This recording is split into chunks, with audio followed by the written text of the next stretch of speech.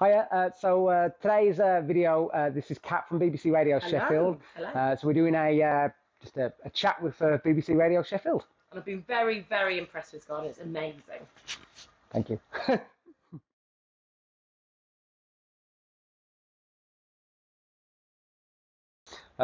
Essential for any garden, particularly for wildlife, but I would say also for your enjoyment, is some form of pond or moving water. In this case, I've got a small pond here, which has a little stream which runs, so it's about 6 meters long, and you can hear it trickling. So it's really nice just to sit and listen. You get loads of frogs, particularly end of February, start of March time in the breeding season. It's a chorus at night of croaking. I think I counted about, I don't know, up to nearly 20, and it's not a big pond. I would say maybe a square meter in size, but you get loads of activity in it. The stream itself, I've done a hammock which goes over the top of the stream, so you can hear the water. So it's really just a pleasant environment to lie. Even though I can hear people going past, they don't know me that I'm here. So it's like a completely private, hidden away world. Very important, especially with a long thin garden, is that you don't want it to feel like a corridor. So I've used multiple arches just to sort of break it up. So any sort of gardening I think works really nice with zoning, but particularly a long corridor type garden, if you zone it off, it just breaks it up and makes it interesting and sort of draws you into different sections. If you go at the front bit particularly, again, I've done an arch, and it's got, this one in particular has got ivy and jasmine growing through it, which again does two things. One, it makes it look interesting, it softens the features, but also it actually holds it all together as well, because all I've done is make it out of wood and sycamore, old sycamore branches, which are kind of like the wattle effect to hold it together. But eventually they will just dry and crack. However, the more plants which grow through it, the more it will hold it together. How long has this all taken you? Well, I moved in 2012, but it's been an ever growing project. So for example, and sometimes it's you almost get an idea and you feel disappointed, because so I made the bug house fence or habitat fencing, whatever you want to describe it. I made that at the front, and I needed to do some sort of screen, and I made it, and it was one of those ideas where you're like, I really like this idea, and then you just know, really, even if you don't admit it there and then, that you're going to do it for the whole fence, which is going to take ages. Making the structure is really easy. It's just a case of, I don't know, wood with mesh either side. So you make a frame, mesh either side, and then it's just filling it, which again sounds really easy. However, the amount of stuff it takes to fill it, this one in particular at the front of the garden, it's a really nice seating area. You get fairy lights on at night, which is, I kind of always forget about it every time they're coming out. Like, it's such a pleasant environment to sit in. But the sycamore was about as tall as I was, branches filling the drive when I started it, and now it's all gone. So you chop it up and it just disappears. This is, so when I arrived here, I thought, where am I going to be able to find George's house? And then suddenly I thought, well, this is it, because from the outside, I've never seen fencing like it. Sometimes, you know, you have to put a fence up and you think, oh, it's going to be a block of wood and it's going to be a bit boring. Maybe at best I might put some trellis up and grow something over this. This is, has anyone ever done this before? I've never seen anything like it. It is, as you say, there's the mesh, you've made a wooden frame, and then you've packed it in between the two layers of mesh with all these little bits of sycamore. There are pine kernels, there are bits of, well, it looked almost like a little bird's nest over there. One of the best things to itself, for example, pine cones. I really thought pine cones would be a really good thing to fill stuff with, but actually they're one of the poorest, unfortunately, because for eternity they get wet, they close, they get dry, they open, and they will do that literally until they rot away. Which means you get, say you filled it all with pine cones, they're all open, it's great, they all like fit really nicely, but then they all get wet, they all close up, but then they all drop down, and then it all happens again. So then they all drop down, they dry, they open, they push it open, then they're wet again, so they all just sink to the bottom. So that doesn't work. However, one of the best things to do is actually, say you're cutting some climbers back or something like that, you've got lots of kind of stringy bits of wood. If you push that in, they all sort of hold in position. So even though you've got lots of air gaps in it, they actually work best probably rather than the thicker stuff. And do bugs actually live in this wall? I mean, one of the things that definitely, this is something I need to keep trying to like debunk is that, and some people are kind of like saying, oh, I love it, but I'd get eaten alive, or why would you want that by where you sit? But the whole point is they stay in the fence. And like, a common question is, do you get much in there, as you've just said? The truth is, I don't really know, because the whole point is it's habitat that they hide in. So it's a case of making it, hoping they stay in it, but there's no given really. I mean, you can look and like, there's cobweb, spiders are the easiest. So look here, loads of spider webs here. Spiders are the easiest to see evidence of, but other things it's harder to tell kind of thing. So solitary bees, because I drill holes. So like if you look at the wood, I sometimes just drill holes into it. And again, it's kind of like, the best way I've sort of thought about describing it is surface area. So let's take, let's take, you've got concrete. There's no surface, you know, it's just a flat surface. There's nothing there. It's just, that's it. Then you have grass. Obviously, you've got each blade of grass, the bitting around it. Still very limited, but say, and it's the same with, say you have a fence. It's just, you'll get spiders in it, but only a few. But if you then make that fence, if you make it logs, that increases the surface area. If you then drill holes into the logs, it's ever increasing it. So the more surface area you've got, the more hidey holes, habitat, things can live in. Wonderful. Let's keep exploring. Okay. I'm getting real. This is really taking me back to my childhood. If I was a child coming through, I mean, I'm already excited, but it's just magical. All these different areas, the little stream running through it. Have any kids ever sort of wandered around here? I suppose within to agree. I mean, I've got a swing, and it's good. You know, like I remember we had some kids like they were putting stuff in the pond, which is fine. It's just a bit. It's just a bit random, really. But I mean, I suppose it's probably better for. I mean, it's all kids can sort of like enjoy it, and the screen particularly is probably the most interactive feature, because other things are hidden, you might not see. It's more, whereas the pond is obviously something is happening, it's moving, and it's the easiest one to see wildlife, because it's getting colder now, but you only need to look on a sunny day and you look for a few minutes and there's little insects and bugs swimming around. So that's probably the most interactive area. It just feels like somewhere where potentially fairies should do. I don't know. Yeah, I did put a fairy door. Well, the front does kind of look like that with the lights. And what's quite nice with the, because again, it's not a solid fence like you normally would. Well, you've got practical advantages, as in it should be stronger. It allows wind to pass through it. All these sort of things. So actually, you've got the practical aspects of it. But then, like at the front with the fairy lights, when you're walking past, you get just little snippets of light passing through it. So it kind of looks like fireflies, which is really, really nice. Beautiful. I did put a fairy door, but for with my niece in mind. I don't know if she knows or not. But like, if you look at one of the things again, talking about the surface area, so you've got the wall. So a wall of a house, obviously there's nothing going on. There's going to be very little which can live in it. Whereas if you grow things up it, suddenly you've got an increased surface area. In the case of this, I've made some bug houses, just little ones, but you hang them up and it's just giving that option. And you can't guarantee it at all. There's no guarantee you will ever get anything, but at least if you make it, there's a shot kind of thing. And also, the gable end of the house, they're pretty, unattractive. Actually, yeah, exactly. It just makes the whole thing, it's good for humans, it's more interesting to look at, and also great for bugs. Let's keep going. Yeah, cool.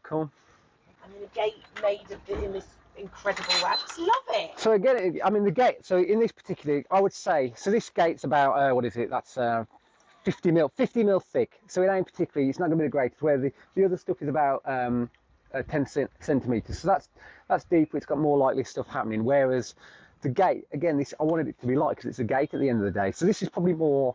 It's a cheap way of making it. It's practical, provides privacy, and by doing it a bit thinner, still providing habitat, but it's lighter, so it works better as a gate. This is magic. So this is the famous shed, because you won Shed of the Year. In 2018, yeah, it's quite funny, but it's just part of the rich tapestry. So we've got I call it the green garage, and all it is, again, we haven't got a lot of room, so we could just do it flat and it's just a drive, but better still, if I've made a pergola and just grown plants up it. Now everything pretty much looks after itself here. I've said to people that if this was a lawn garden, that would be considerably more work than what this is. And again, I think people either think make it a lawn or slab it. They don't see in between, but actually you can you can do it really easy, and climbers particularly are so low maintenance and they look after themselves. And one of the best things about growing a garden is that, like, if you take decorating inside, you paint it, you do it, that's the best it will ever be. It's going downhill from that point, be it marks, be it whatever. But the garden, you get it ready, you plant it, do nothing and it gets better. I love that. I've never even thought of it in that way, but you're absolutely right. I mean, we're under the pergola and it's covered in these vines. There are actual grapes. Yes, so that's a great one. I think if you picked them all, you might be able to grind out maybe half a glass of wine. So it's probably not worth it. But there's also a plum tree, a damson tree, which has been a really healthy stock this year. I have a pear tree, but I think it's clinging to life. It's not in a great spot. But the potato vine, climbing hydrangea, these are all really tough plants. And you plant them and they just do their thing, really. Can we go up the steps? Yeah, of course we can. So again, pretty high step, the first one. yes, that's because the drive used to be on a slope. So when I made it, it's not my error. The drive was on a slope, but I was working on the drive making things, and you don't really want to be using a saw on an angle. So I leveled off the drive, but then it meant the first step was too high. But you've got this brilliant rope, so I can hold myself up and go up onto these steps, taking us onto the roof of the shed. So the stairs are made out of old scaffolding boards. So trying to make the wherever I can, I've tried to remake stuff. So up on the shed roof, again, this is an area too good to waste. Partly because initially I like the idea of the green roof, and to not use it. I want vegetation wherever I can. Again, space being a premium. But one of the things I noticed when I was up here is actually, because of the height, even though it's the north side of the house, it's the sunniest spot in the garden. So with that in mind, I initially did it as a vegetable garden, but then I decided to keep bees. And I'm in a very urban environment here. We're right next to a big school run, not a lot of land, but actually keeping the bees on the roof worked really, really well, because it's not like they don't linger around where they come out, they go out. So by having them on the roof, if you look up, it's like a highway when they're active, but they don't come down, they go, so maybe two doors down, 3 doors. I mean, they can travel, I think, I've heard up to about 6 miles, something like that. I can't really express how strange this feels, because I'm just looking at these rows of sort of your regular terraced houses, and then I sort of look that way, and then I remember where I am and look around my immediate environment, and I feel, I don't know, like I've just been transported to a completely different world. It's reminding me actually a bit when you go on holiday to places like Turkey and the Mediterranean, where there are these amazing vines and plants just growing in a fantastic abundance. The contrast is incredible. I love it. I mean, I suppose it's kind of like that, but one of the good things about the UK, I mean, like, people obviously we say about the weather and stuff, but the green and pleasant land doesn't come for free. And we get the vines and stuff, but they are green because we get the rain, because we get the sunlight. Today it's a gorgeous day. Obviously we're coming to the end of summer now, but you only need to see it in April, May, June time, when we start getting that sun and stuff, and everything explodes. It's kind of like the boom time, and it's just great to see. And I feel like the UK particularly is unique for that joy that we get for that. When you bought this house, did you know you were going to do this to it? I don't know to the extent. Obviously, one of the best things about gardening and things like that is, don't rush it. Let the ideas evolve step by step. So initially, when I moved in, there was a privet hedge. It was full of rubbish. It was just neglected. There was actually a gearbox buried in the front, which was really weird, and it was really well buried. It took really some removing. I can't fathom why. Anyway, so initially it was just clear that out, sort it out. Let's get it back to a flat ground, clear out all the roots. It was one of those ones where I went from one end to the other, sifting out soil, rubbish and stuff, and you look back and it looked exactly the same, but the soil was prepped and ready.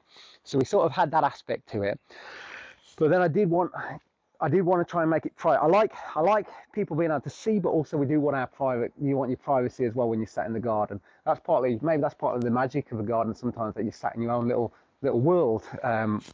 So I did want to do that, but yeah, I've just let the journey kind of take its steady course and just enjoy it. And that privacy element, you don't get that much of that when you live in a terraced house. You've got the shared access via the walkway between the houses.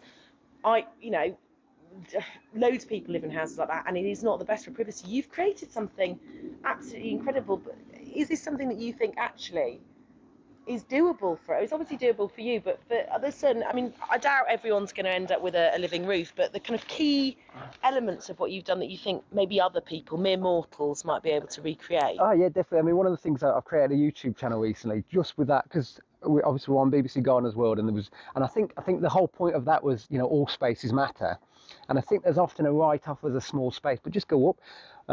Particularly like I like trellises, but I make them using wire and turnbuckles, I think. So the guy who invented them was a Sheffield chap. That's how he made his fortune apparently, and it works so well. And it just where you've just got a normal plain wall, you can suddenly make it so you can grow things up it, and genuinely any space you can do something with. What is a turnbuckle? How to describe? So basically, it's two screws either side of a casing really, and when you you use wire and you connect it, and then when you screw the middle, it tightens it up. Right, okay. So rather than having to have a big bit of wood as a trellis, you can put this trellis anywhere really. So initially I obviously use the wood, but it doesn't work very well, and like you've got to screw it onto your wall and it looks a bit scruffy and it's not that strong. Where it's a wire, it's really neat, really strong, and looks really, it just looks really smart and does a much better job. They use them a lot, I think, in with grapevines and espalier growing. They use it a lot with that. I think that's where it originated. And what plant is this? So this is actually the weed of the trees, I'm afraid. It's a sycamore. However, it's proved an extremely useful tree. I'm not entirely sure who actually owns it because it's growing on top of the wall. However, I have hacked it back multiple times, and all of the arches that you see in the garden have been made using this tree. So it's got this tiny white blossom. Well, this is that's actually not. That's I can't remember its proper name, but I think it's known as thousand mile a minute vine. And I did that with the view of partly trying to slow the sycamore tree because it is too big for this area. We don't want it getting too big, and I do hack it back. So I've grown this into it, and what it's done, it's created a really perfect, like what looks like a flowery tree, doesn't it? Now? It does. It looks like a flowery tree. I was thinking, what on earth is this? The bees are loving it. Yeah, it's just great. I'm really pleased. And this, it is 1,000 mile a minute is a justified name. I think it planted it maybe last year before, and you can see it's really grown into the tree. But it's made the tree as though it as one, and it's worked exactly as I wanted it to do. I feel like we get a lot of people ringing in asking how to get rid of. Yeah, you probably do. You probably do. I think it's perfect. But one of the things I've made sure I've done is, I know exactly where it's growing from, and I've directed it in one direction, and I check and I just snip it every so often when it tries to grow the other way. And it's almost like we've met an understanding now, and it's grown in the direction it could, and it has gone crazy in that direction. But yeah, of course, if I let it, it would grow into the pergola and cover that. But it's really easy. You just snip it. You know, you don't need to pull it out. Just snip it where you don't want it, in the direction you don't want it growing. And it's very easy to manage on that front. I mean, one of the things, I really want to try and encourage other people to do things as well. And again, it's very important that the garden is symbiotic for you and other things. It's no point having a garden which is all wildlife that you don't enjoy or can't take pleasure in. But I also think, you know, having a garden that you enjoy, I feel like if you have wildlife in it, you're only going to enjoy it more. So, but one of the things, because where we are, and it is getting better without a doubt, and the more people who do stuff, the better, but this is somewhat a bit of an island. Still, there's like a lot of concrete, low maintenance gardens. It feels very much like it. We're stood at the top of it, and I can see out, and there are some plants, there are some, you know, front gardens with a bit of greenery, but there's a lot of, it's just asphalt or paving. But the more we can have where, I mean, so if I had my perfect dream, like for where we are just now, would be that the back of every terrace house, there's all something like that, and it was all connected. So obviously, like putting holes in fences to allow hedgehogs and passing through, and it's such a massive habitat which could be created, and it wouldn't even be that difficult. And I would love that because it would be obviously a safe haven, and you could have these wildlife corridors at the back of terrace houses. So I would love that, but obviously it's a personal choice as well. I feel if anyone can inspire people to do it, it's you. We can try and show and hopefully maybe inspire. But one of the main points, and again, doing these videos I've done, is just to sort of say it ain't that difficult, and just have a go. And like when you do plant plants, a lot of people go, I just kill plants. So they do want to live, and you want them to live. You're generally a team sort of thing, and like maybe have a look at the label. You know, you know your garden. Is it in the shade? Is it a bit dry? And ask at the garden centre at the end of the day. It's like, look, I want something which is tough, and they'll be able to tell you. They'll be able to tell you what's tough and what's not, sort of thing. So I mean, climbers, ivy. You can't go wrong with ivy. Potato vine, Virginia creeper. That's doing really. I've got that at the moment, and they're those. I think sometimes we're a bit cautious with them because they are ferocious.